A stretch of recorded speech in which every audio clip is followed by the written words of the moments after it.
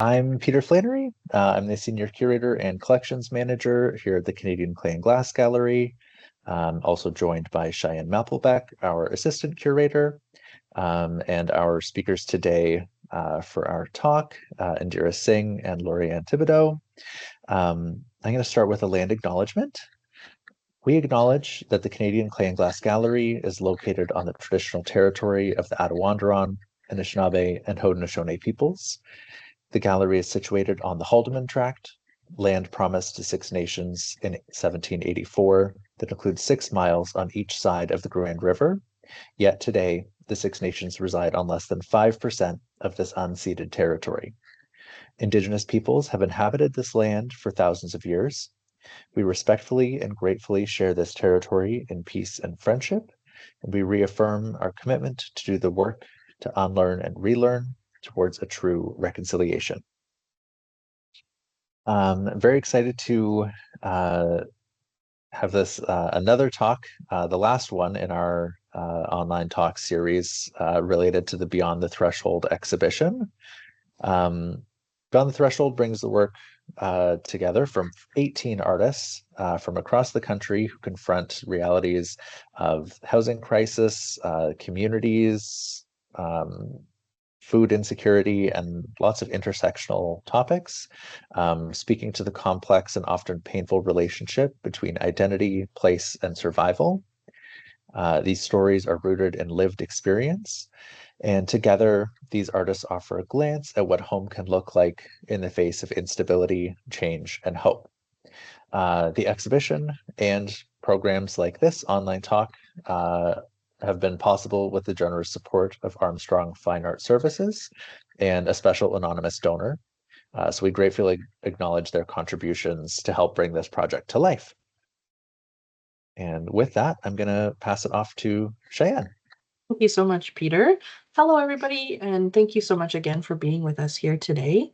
As Peter has mentioned, this discussion ties into one of our current exhibitions, which is called Beyond the Threshold. And today we're very fortunate to be joined by 2 artists whose work is featured in Beyond the Threshold.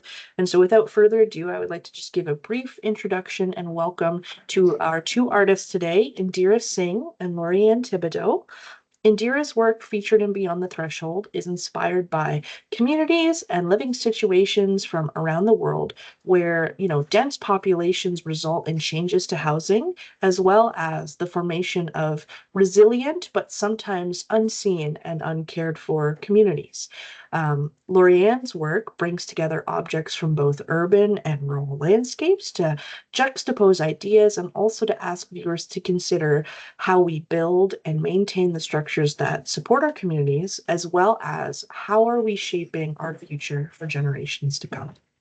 Today, the way that this sort of talk is going to work is that both artists will give us a brief presentation about their work respectively, and then after that we will open things up to a discussion and Q&A. So if while you're watching you start to have questions or things that you'd like to ask the artist, keep that in your back pocket for the very end, and we'll open up the chat room so you can pose those questions to our artists. Thank you so much again for being here, and thank you to our artists as well, Indira and Loriane. Having you here is invaluable, and we really appreciate you spending time with us today. Without further ado, Indira has graciously offered to present first, so I'm going to open up the floor to Indira so you can get started. Thank you. Oh, thank you, Cheyenne. Let me share my screen. Thank you again, Cheyenne, and thank you everyone for joining. My name is Indira. I live in Waterloo, not too far from the Clay and Glass Gallery. I will be talking about some of my other work as an artist journey. I've been in this field for over 35 years. Some of my other work, then talk about the work at the gallery. Let me start giving a big thank you to the Clay and Glass Gallery for giving me opportunity to be part of this great show. I am honored to be among such talented artists. And special thanks go out to Dini for the encouragement and guidance, and to Cheyenne and Peter to stay in touch throughout the whole process and walk me through this since it's my first very big show. So I'm really grateful for your support in that. On that, let's start my artist journey.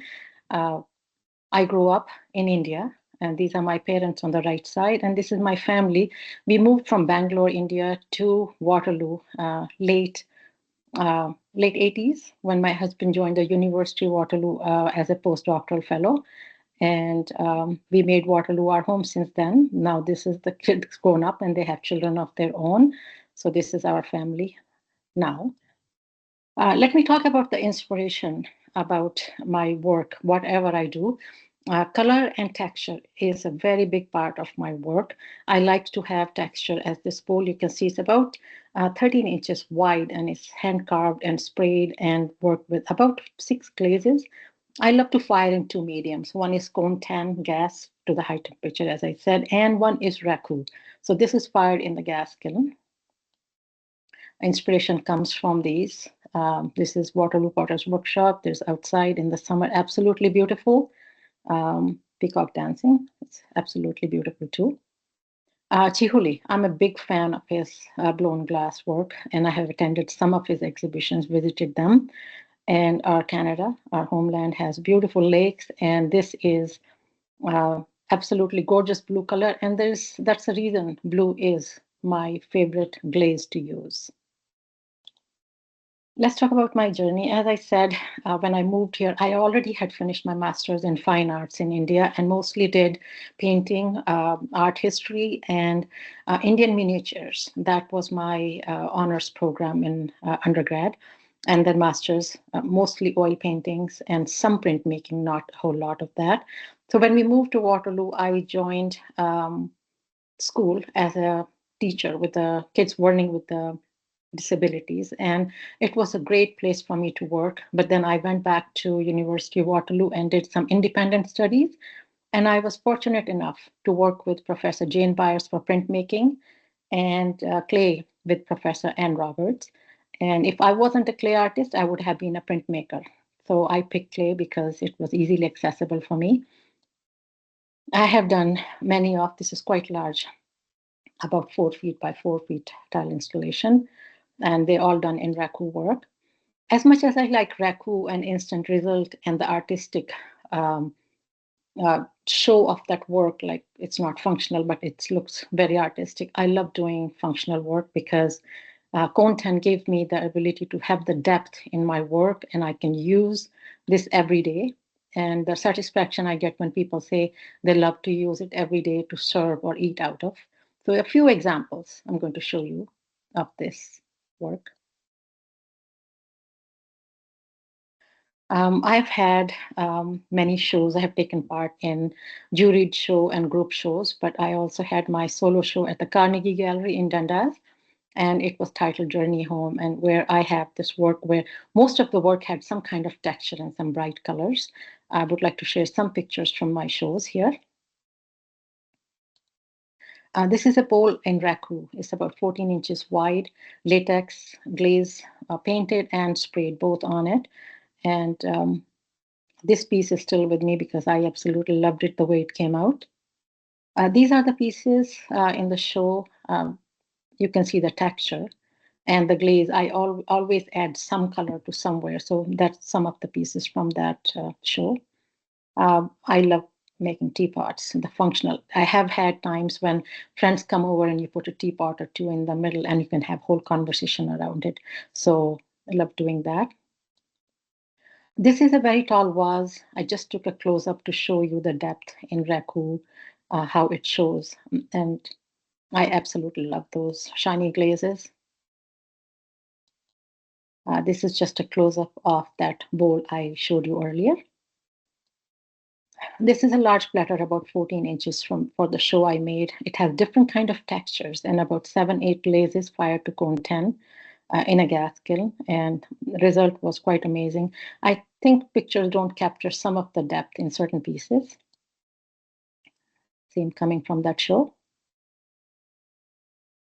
This is a quilt bowl. There are about 8 pieces joined together, quite large, about 12, 13 inches, and different pieces and different glazes fired to cone 10 in gas kiln.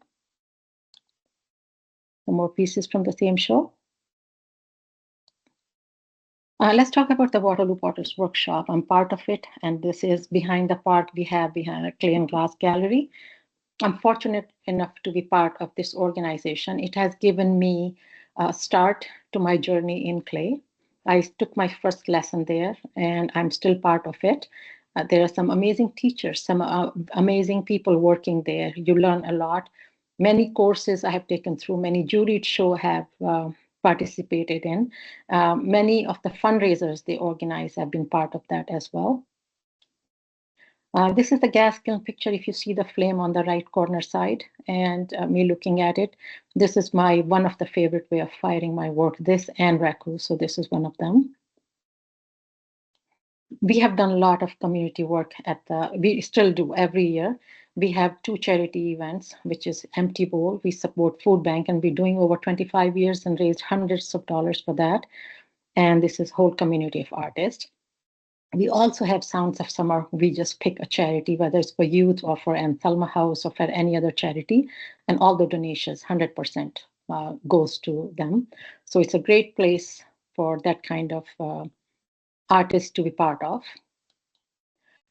Been to many exhibitions, but this is just a picture. I made friends with people.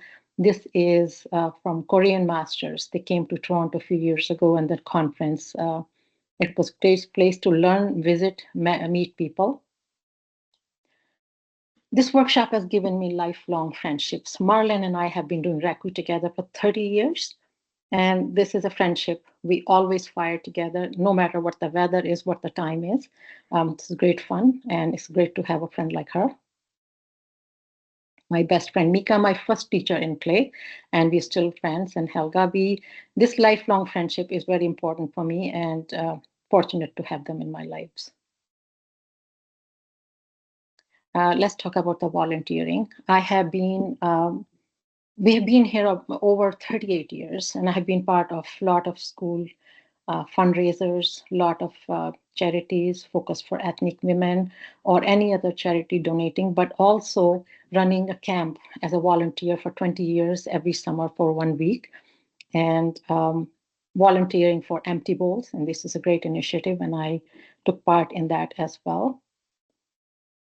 I also host a radio show as a volunteer, and this is a show every Sunday morning for 2.5 hours, and I take live requests, talk about community, any event happening in community, anything to talk about. I have been doing this, and last month I completed about 32 years hosting this show as well. And let's come to the show now.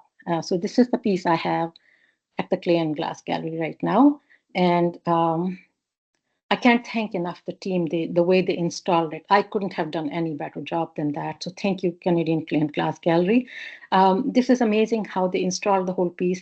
You can't see the depth in it because it's a flat picture taken, but they also raised some of the pieces just to give an idea that there are small housing which are torn and which are in bad shape. And around them, these big rise apartment buildings are coming up and condo buildings, and everyone is living, even though they're not living their lives, but this is also sense of community happening there.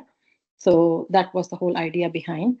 I had a lot of challenges working with these pieces. We can talk later about it, but I made sure that there are no two pieces alike in here, because we are all live in individual housing, and also none of them are glazed at the same way. So they are all individual, but they all fit together. That's the thread of society, the way we live. So that was the idea behind it, and I think I succeeded a little bit. Could have done maybe something different, but right now I'm quite pleased with how it turned out. Let's talk about a little bit of this work progress.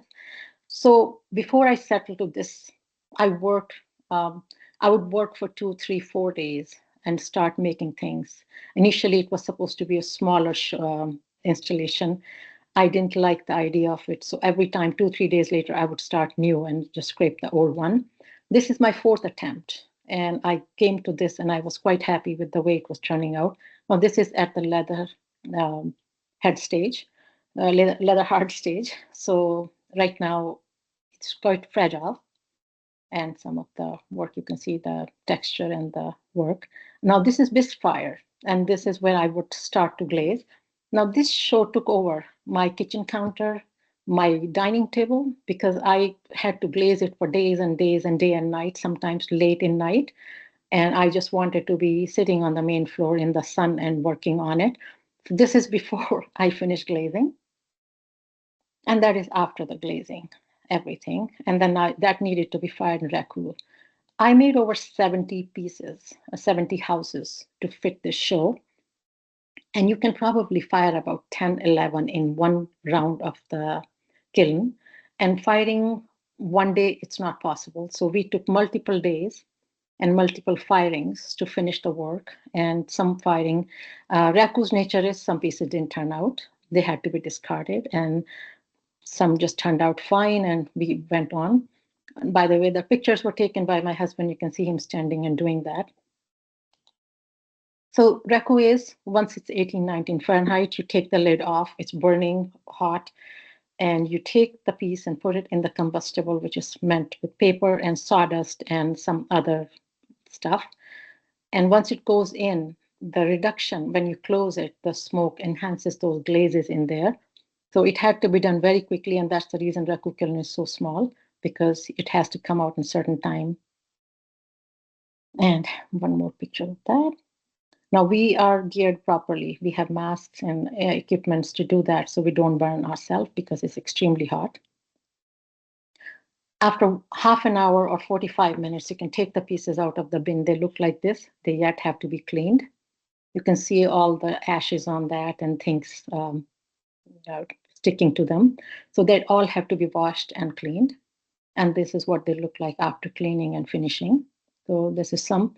And I took days again to put it on table and floor to see how it's going to be installed, because I made those pieces. Now they have to fit together. Some of the close-ups on that.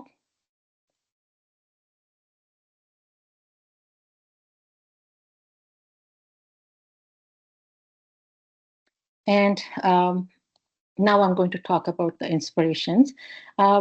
Going to speak about the inspiration for this piece. My work has always been inspired by my life in India and Canada, as well as the travel I have done over the years, and the piece is no exception.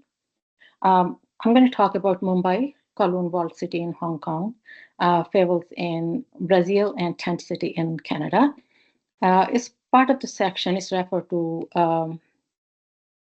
4 well-known information settlements. Dharavi in Mumbai, India, Kowloon Walled City, as I mentioned that.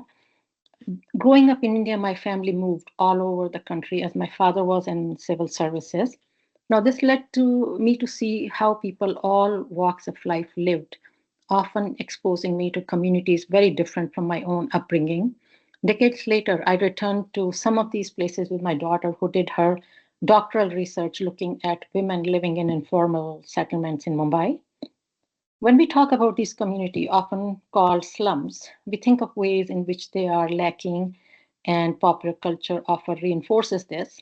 But I was struck by the enormous amount of artistic work being produced by these communities and the deep sense of social connection. For example, Dharavi has a thriving community of potters, many of whom are part of artistic families dating back in late 1800s when potters from Western India moved to the city. The portrayal of Dharavi in films like Slumdog Millionaire focuses on poverty, but don't look at the billions of dollars of revenue generated by residents of this tightly packed community, nor the community ties that they are as old as the city itself. Now, Kowloon Walled City in Hong Kong was also famed for being a hub of activities with families and businesses often sharing the same small spaces. While never visited Kowloon, I found inspiration from Greg Girard's extensive photography of this community over many years.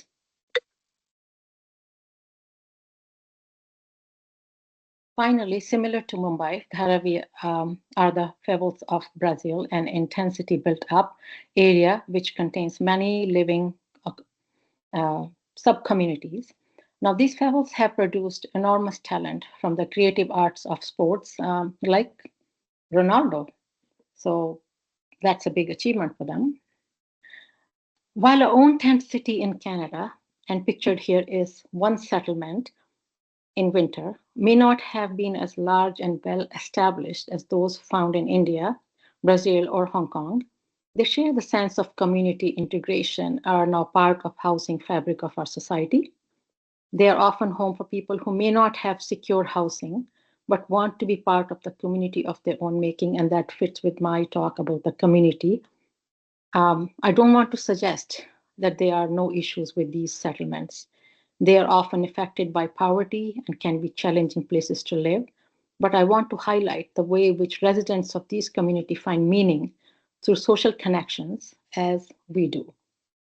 So that's my take on this topic. Yes, there are many problems um, in these communities, but as I said, I do look at a different side of it, and I hope someday we can solve these issues and have better housing for everyone. We all deserve it. In the end of it, I think my time is getting close. I do want to, so when I started working with the species, I always have some music running, and I was working, and this song on my playlist comes up, which is ironically very much suited to the situation of the housing crisis we have all over the world, especially in Canada too. This is a young couple who decided to get married and live, and they had nothing. They were living in a very poor society somewhere, very small space.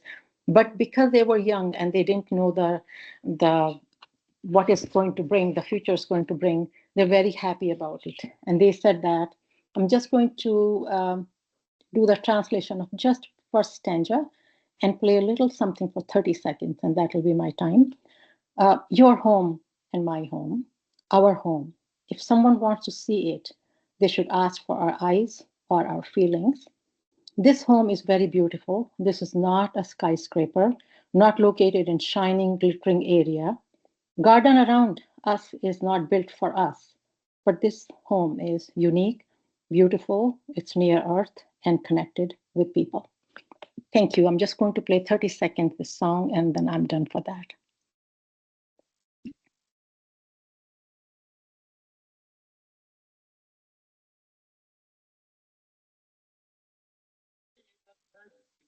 मेरा घर किसी को देखना होगा तो पहले आके मांग ले मेरी नजर तेरी नजर मेरा घर किसी को देखना होगा तो पहले आके मांग ले मेरी नजर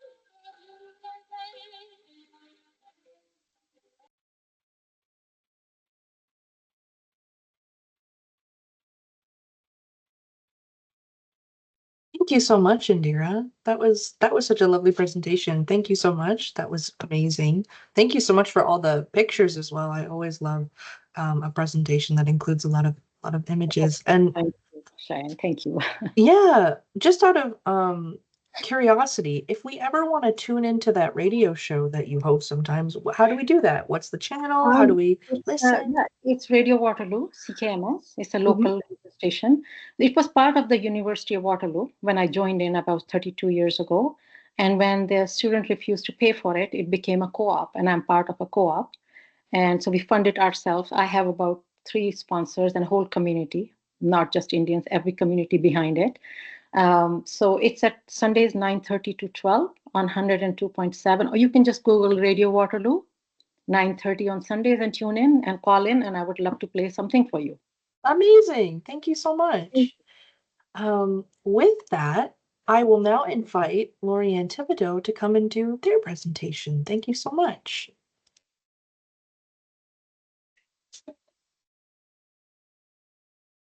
Excellent.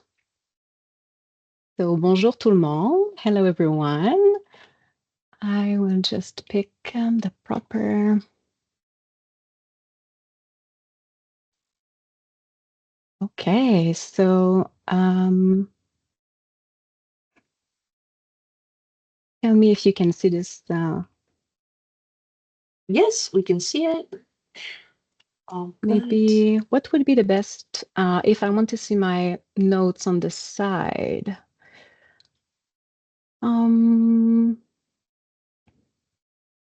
Fit to it. Yeah, let's try like that. So I hope that the sound is good. Thank you, Indira, for this presentation. I can't wait to see your work in person as I couldn't visit the exhibition yet. I also want to thank you, the entire team behind this collective exhibition. I know that there's a lot of work visible, but that there's also a lot of work not visible. So thank you for all that. My base camp is on the island of Tiohtià:ke-Muniang, Montreal, but I'm from the countryside, a small village of Sainte-Félicité-de-Lillet, and I grew up very close to the St. Lawrence River too. I want to acknowledge that I'm meeting you today from where I live on this Tiohtià:ke-Muniang Montreal Island. And I'm grateful for having the chance to meet and work with various people here. It's a gathering place for many people and groups since millennia, way before my own ancestors came and crossed what we call today borders of Quebec and Canada. So the structure of my talk will be today, yeah, I would like to have a better view for you, but I'm sorry, I need my notes on this side. So I will present my work through my studies and also my learning as a potter and as a sculptor. I will also talk about the work that I present at the gallery right now, and I will open the topic to some thoughts regarding our culture and social organization.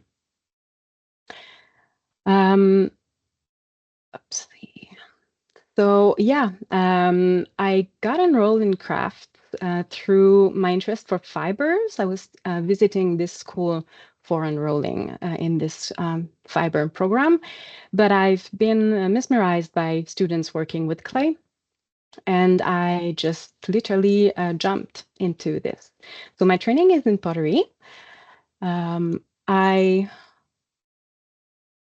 worked a couple of years making pots, and I present this part because containers and the notion of capacity still is very strong and present in my work.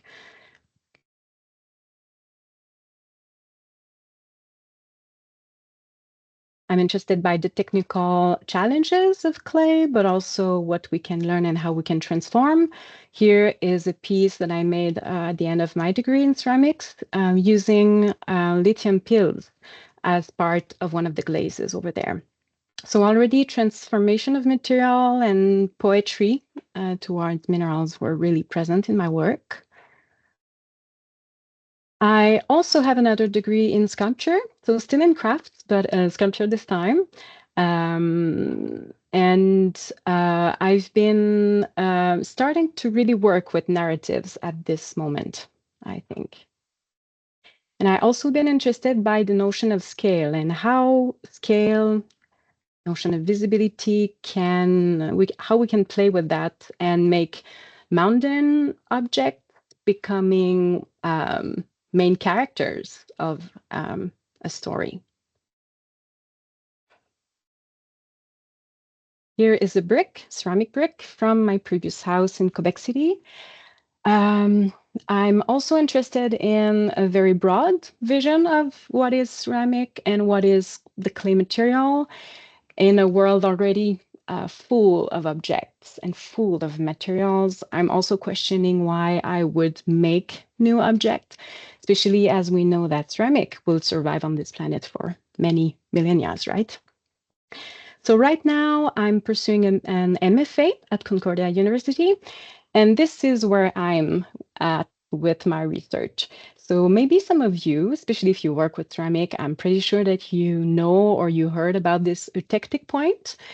So the lowest melting temperature combination of two or more materials, this is what we call eutectic. And for example, if we have two very refractory materials, but we combine them together, it's very likely that they will melt at a lower temperature than the medium range between them. So that's what I call the magic of the eutectic. And when I teach, and also, so in my own practice, the eutectic that I'm looking for, that I'm working on right now, is the combination of a material practice, intersectoral sociology, and community engagement. So my solo practice goes hand in hand with my research into artist collectives, but also through participatory projects with broad audiences. I'm interested by the changeability of life and an emphasis on breaking points. So very often there's a false glamour and a rusticity going on in my work.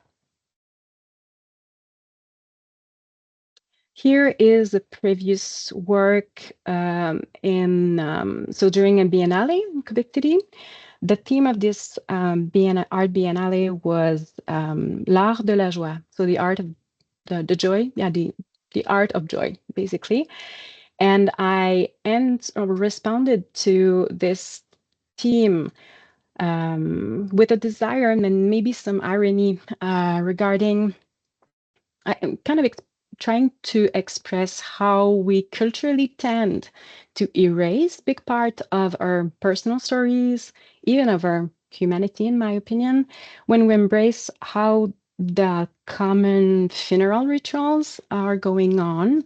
When I say common, is that like just what I know and what many of the people around me know. So basically funeral companies who, like in the last 2 or 3 decades, proposed to people a way of making columbariums, funeral columbariums, quite impersonal.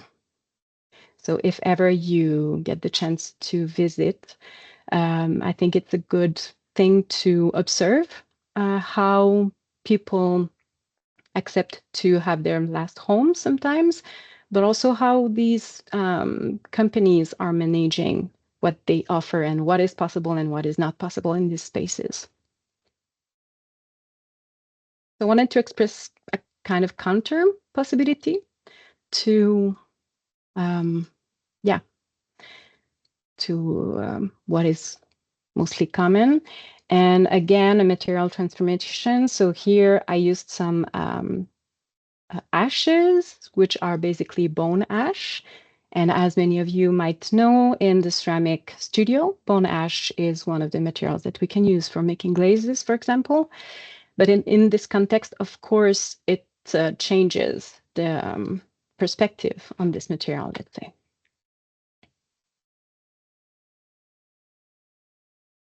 Maybe a work kind of close to what I present right now at the gallery, similar in some ways with the fire hydrant.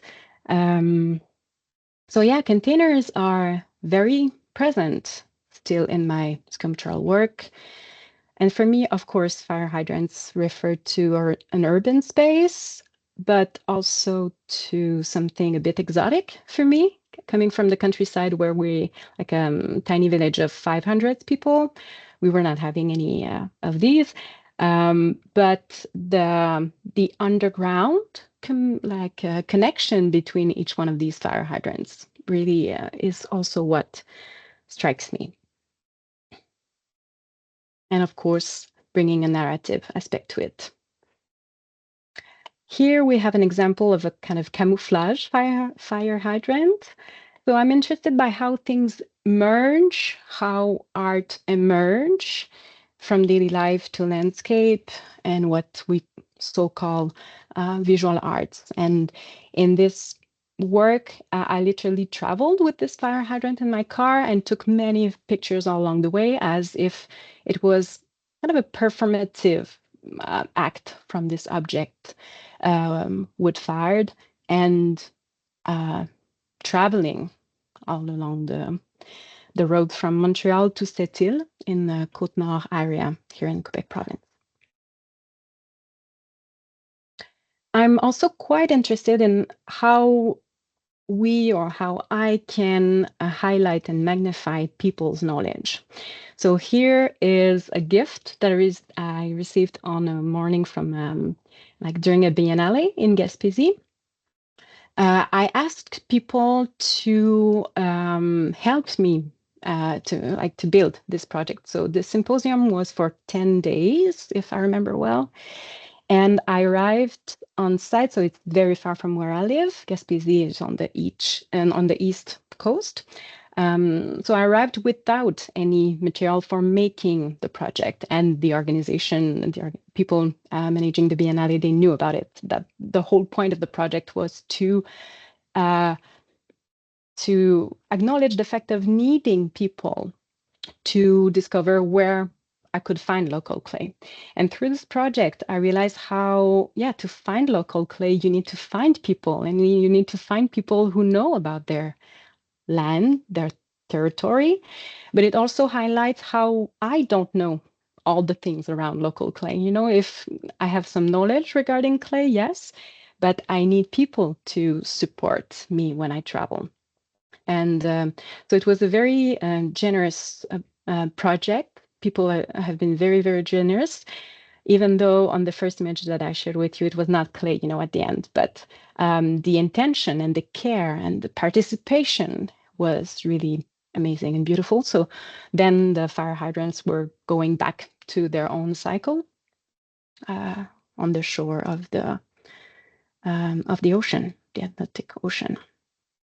So I have to admit that on day 3 of this symposium of 10 days, I realized that I was pretty stressed because I was not having any material, you know. So it's when art events can support research and like artists who trying new things. I think it's an amazing opportunity, and this project for me has been a very like a keystone. Following the next ones. I also sometimes work with other materials than clay. I just want to highlight that.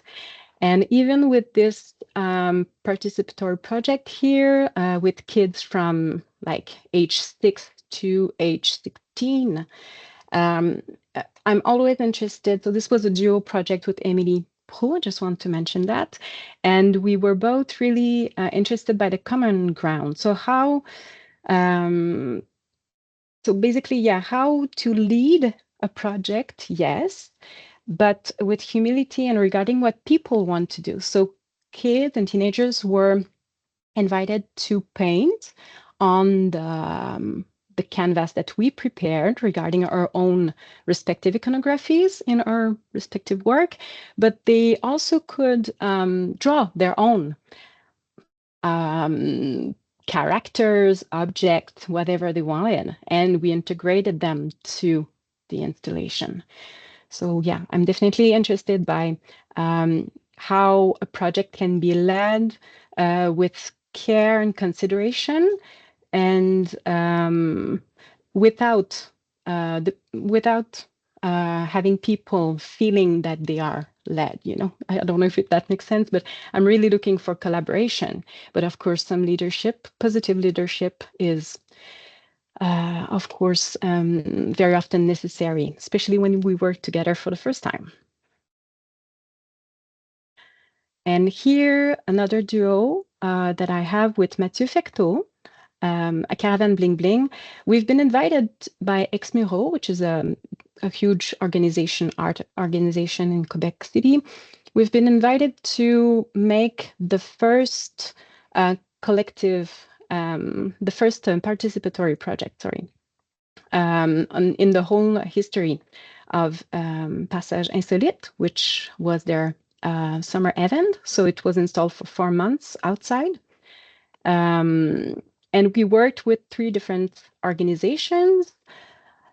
And we started to make the tiles, the hexagons, with them even before, to know which shape was going to emerge. And we asked to each participants, some were with us, for 10 minutes, and sometimes they were coming week after week.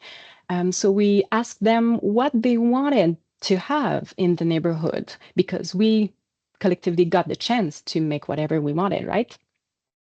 And this project has been really like an amazing school for me on how we can work with people, but not only ask them to make, just to really include them into the conceptual aspects also.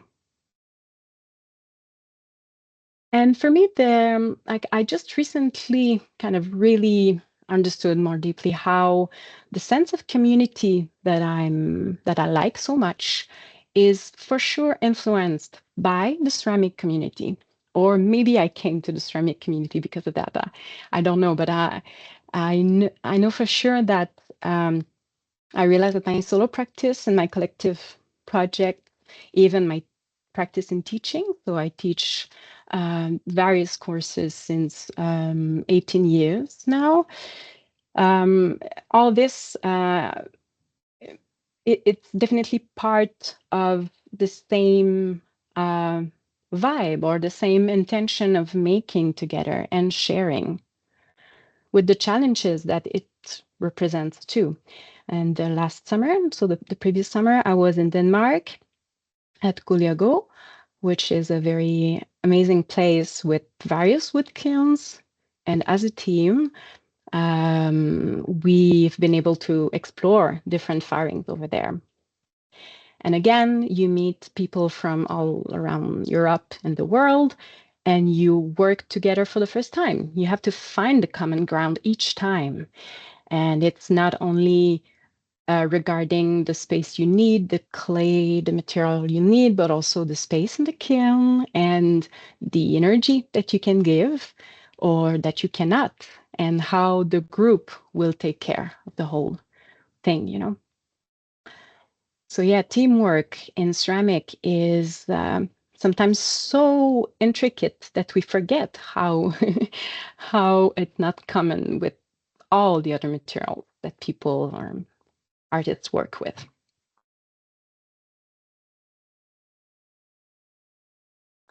And also something very key for me is, so this was not with this kiln, which is right now we see an Anagama kiln. I just helped some other potters ceramicists to find this one.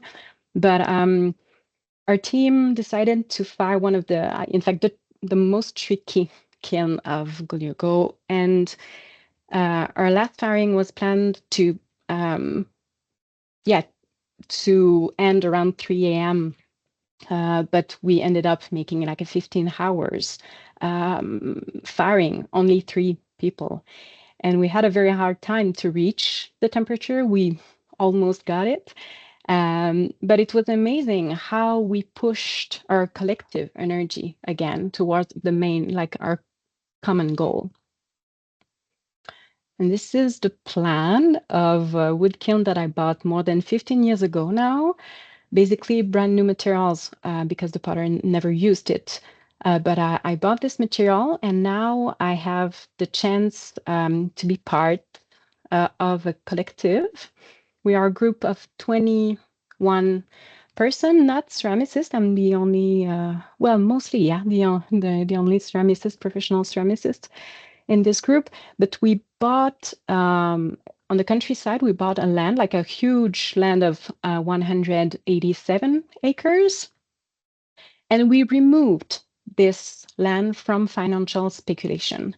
I want to mention this here because again, I just realized that it's, you know, my personal project and my professional project to install this wood kiln.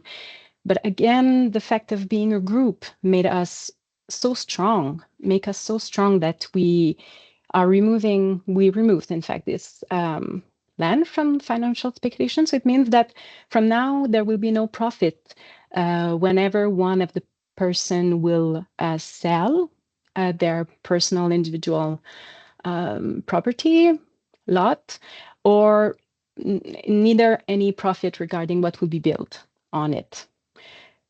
So we make it basically for the next generations.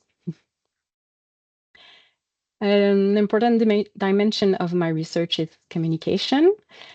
And many of my works are related to current technologies, as for example here, this iPad, but also to previous old technologies. And I'm interested in the Sumerian cuneiform tablets, even though I don't visually work with this iconography. I'm just fascinated by how clay has been a tool for communication. And also how we dream about traveling and what it means to explore out of this planet. I have many questions regarding this. That's why I think that I like to read and try to understand more of this. I'll go quickly. Another communication project where people were invited to continue the conversation with an online platform. So interaction with people is very important. Here is a collective that I'm part of, Meta Ceramic, and we work on and we study the phenomenology around clay making, objects, and human interactions. Sorry, I'm really going fast now. So what I presented, what is presented right now at the gallery, basically it's a sculptural installation juxtaposing objects from diverse contexts, yes, urban and rural. Containers are, so these photos would be studio photos because I don't have professional ones for now. So yes, I'm just opposing. The stepladder for me evokes both the schematic roof and the timber framework from very used in Nordic countries, but also the very precarious roof that some people have to build sometimes.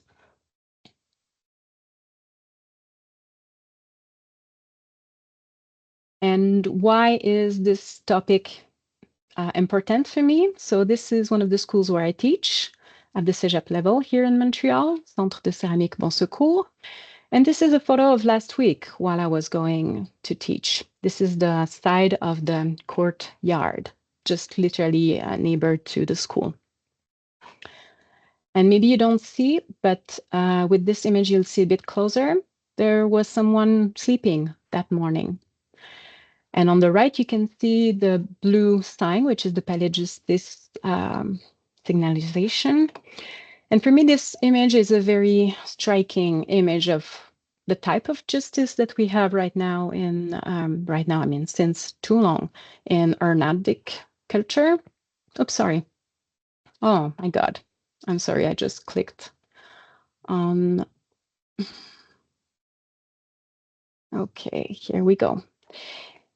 So I'm definitely touched, and I think that as artists, we have to keep this humanity in us to share it with others.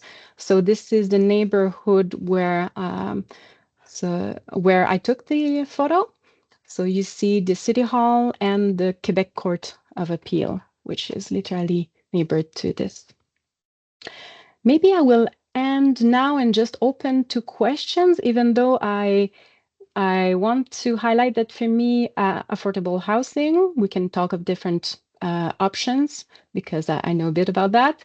But I also want to highlight that for me, the main key problem is that the fair vote is not something that we managed yet.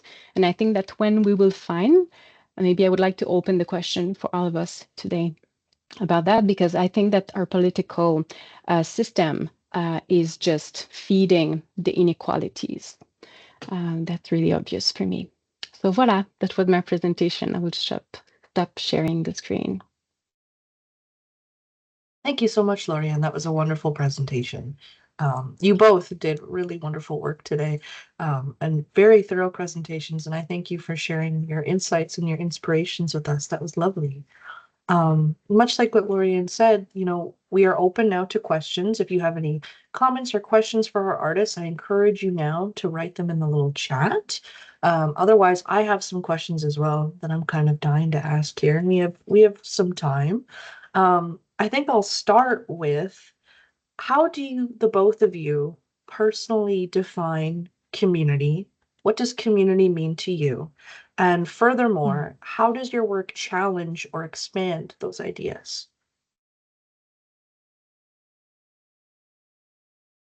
Feel free to just jump in if you want. Oh, sorry, Loriane, you're just muted. Yeah, I was saying that I talked a lot already. So Indira, would you like to start, or I can jump in if ever you prefer that? how do I look at community? I think community is when you look around, and as Loriane showed that last picture, that someone is sleeping in front of that building and you see the injustice there, or we don't know the reason why people do what, but communities where we live in harmony and together, and you feel like part of a community, not that you are, just sitting in one block and nobody wants to come and see you, nobody wants to interact with you. So I think I would think that's how I look at it. Mhm. um, how do you expand? I think this is something to think about. Maybe Loriane can just go over it and let me think a few minutes and come up with that.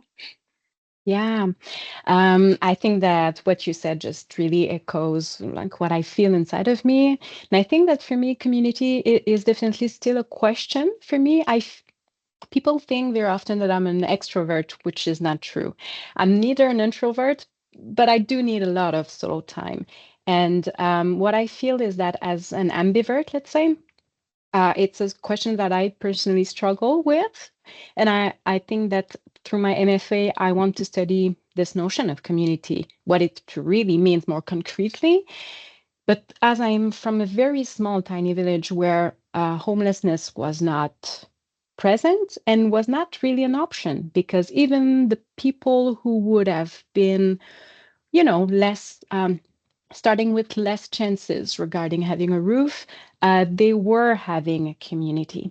There were like their family, their friends. So I'm from a space where I saw a whole village helping people rebuilding a home, a house, or even the main, like a manufacturer, both burned. And so for me, community is literally actions. It's not a concept. It's not. It's an ethic. It's not a subject. And I think that we go back to the very old question of what is individual freedom regarding collective freedom, and this dance is probably the main question of how do we deal the need of feeling as an individual, but this being compatible with the collective freedom, which is more than important. Absolutely. Going off of what both of you said, I really think that community and the way that I personally define community as well really aligns with what you both have said. It is this safety and this feeling of belonging, knowing that you are not alone. It is this, and with community, and I think a lot of young people and all of us, we want community, but what people sometimes forget about community is that community is not always easy. Community is you have to be willing to put in your time to help others the same way that they would be willing to put in time to help you. And we've become quite closed off, I think, in this digital age where we don't really know our neighbors anymore. We're not really, connecting with the community or the people around us as much as we used to. And although that is protecting our peace, some people call it that, it's also preventing us from making really integral connections and from helping one another. Um, and I think both of you challenge that idea in your work. I think, Indira, you challenged this concept by highlighting these communities that have sprouted up, sometimes from the neglect of their governments, and in turn have become these resilient hubs and communities within their own right. And same with you, Loriane, you are looking at these hidden communities and connections that exist despite the elements that are really working against them and trying to promote them to not exist. Um, and you're absolutely right. I think, the way that we choose to vote, the way that we choose to exercise our democracy has a big impact on the systems that we put in place and whether or not these communities can exist. I appreciate you sharing your insights on that for sure. Well said, Cheyenne. I truly agree. For me, community, staying connected to community is very important. I think we moved so much as growing up with my dad's job that every 1 year or sometimes 6 months we had to connect with new people, and I learned to be friends and talk. And um, not shy of that, to talk to and ask questions and connect with people. And then from there, moving from there to a new place here. And it was very important for our children to learn that we're part of this community. And it's not only taking, it's you have to give sometimes to this community to be part of it.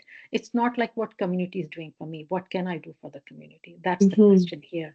So if you are involved with things, with whether it's a fundraiser or you do something for some family or you involved in an organization who supports this kind of causes, and we have many in Kitchener-Waterloo.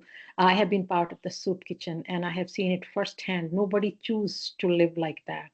They are forced, or their circumstances, or sometimes they're stuck in the circle, they can't get out of it. Those are the circumstances the people are living like that. So yeah, I truly agree that community, somehow it has to be integrated into the main society. Absolutely. We do have someone typing up in the chat here, which is a very lovely remark by CAE. I'm so sorry, I don't know your real name. They said, not a question, but a comment. I'm a very new potter. I joined today. Carrie, their name is Carrie. They've just told me. I joined today because I bought 2 pieces of yours, Indira, at the Dundas pottery sale. They bring me so much joy. So that's so lovely. On the point of the conversation, I'm delighted and charmed by the depth and quality of the community I am making within the pottery world. Being surrounded by humans passionate about art, creating, and often teaching their craft to others has been marvelous. And so kind of you, Carrie. yeah. That's wonderful. Yeah, Carrie brings up a great conversation that arts and culture spaces are very important third spaces that sometimes are some of the few spaces we have left where there's no expectation always to spend money. So places like the local libraries and free art galleries, those can be stepping stones for people who want that sense of community. I highly encourage connecting to your local libraries and your local arts and culture centers to see where you can fit in and where you can feel like you belong. One more question before we go. I want to be respectful to our artist time, but maybe just a quick question here. What kinds of community resilience do you both feel are most important to highlight right now? Maybe I will counter answer this. Sure, yeah. I'm absolutely, resilience is part of any clay process, like the resistance of the material and how we react, but also how we care and how we learn. So I'm absolutely for resilience. There's no point. But I do personally think, especially through my discussions with sociologists and people in politics and anthropologists, I think that maybe we do focus a little bit too much right now on how to support our community organization. You mentioned, Indira, you mentioned like the soup populaire, like the meals. And Thibault is amazing. I also participate quite as often as I can. But these are not structural. I mean, the problem is structural. We are just, shimming and making things work, but it's always for a very short time. And so I would like to maybe present instead of resilience. So how can we change for real the structure and not wait for another 100 years, listening to politicians expressing that they will change the fair vote system? Like, how do we, as the majority, we are the majority, so how do we make things change to make sure that the structure will be a more coherent echo to this definition of democracy, which we are not right now into a real democracy? So yeah, that's my view. You're absolutely right. I am of the belief that we talk about resilience and strength to the point where these people, these communities, we shouldn't have to be resilient or find strength. The systems that put in place these foundations should be supporting us, and we shouldn't have to be relying on these, like you said, band-aid fixes, short-term fixes to these very long-term, very real problems. I very much agree with you there. 100%. I do agree with you. But my take on that, since I look back in India and I look here, these things are very important as well, because there is no quick fix for this problem. And sometimes even if you have help, people don't want to take it. At least in this country, you have, if you're sick, you can go to the hospital and they'll treat you. If you go to the soup kitchen, you'll get food. There are many places, they have nowhere to go. and they can't get anything out of it. So as much as I would really love to see a perfect world where government does or people do or we as community help people, sometimes I look at these organizations. First, I used to think when I moved some 40 years ago, oh, this is just we giving a little bit of this. No, it's not the truth. There are people who live off those food banks and soup kitchens, and we support and Selma House for the women. There are places they can go and do, but I think it's going to take some time and a lot of effort from not just the government, from all of us to to move forward and fix these issues. And that's the hard part. How do we collectively come together to make that change? That seems to be where the resistance is right now. Is I think a lot of us feel the same way. We think the same way and feel the same way about these social issues, but it's the coming together and making an actionable address to these problems that seems to be what we need to think about and what we need to consider moving forward. How are we leaving this earth for our future generations, and do we need to really step up and make big choices and big decisions right now? I think that's very important to think about. Yep, very important to do that. We have run over time. So just to be kind to everybody who has so graciously joined us today, I want to say thank you to Loriane. I want to say thank you to Indira for joining us today. It has been so lovely to have you. Thank you for participating. Thank you as well to all of our lovely guests who have joined us here in the chat today. And thank you again as well to Armstrong Fine Arts Services, as well as our special anonymous donor who have supported the Beyond the Threshold exhibition as a whole. It is because of their donations and their support that we're able to do online talks like this, as well as host the exhibition in its entirety.